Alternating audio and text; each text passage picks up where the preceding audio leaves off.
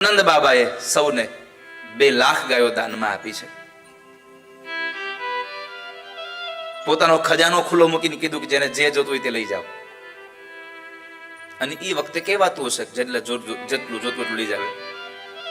અત્યારે નો કહેવાય. અત્યારે તમે ન કહી શકો જેને જેટલું જોતું એટલું લઈ જાવ. પહેલાના સમયમાં લોકોને સંતોષ હતો, જેટલું જોતું હોય એટલું જ લેતા. અને હવે પડ્યું હશે કામ આવશે કે ઉપાડો. પણ પરમાત્મા પ્રગટ થયા ને તો વ્રજ આખું સમૃદ્ધિવાન થઈ ગયું. અને નંદ બાબાના આંગણે સૌએ આનંદ કર્યો. બીજાને આનંદ આપે ને એનું નામ છે નંદ. પોતાની જિંદગીનો યશ બીજાને આપી દે એ યશોદા છે. અને આ દુનિયામાં તમે કરેલું કામ અને એમાં મળેલી સફળતા અને એનો યશ બીજાને આપવો એ બહુ દુર્લભ છે.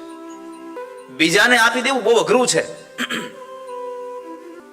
તો નંદ અને યશોદાના ઘરે ખૂબ આનંદ થયો.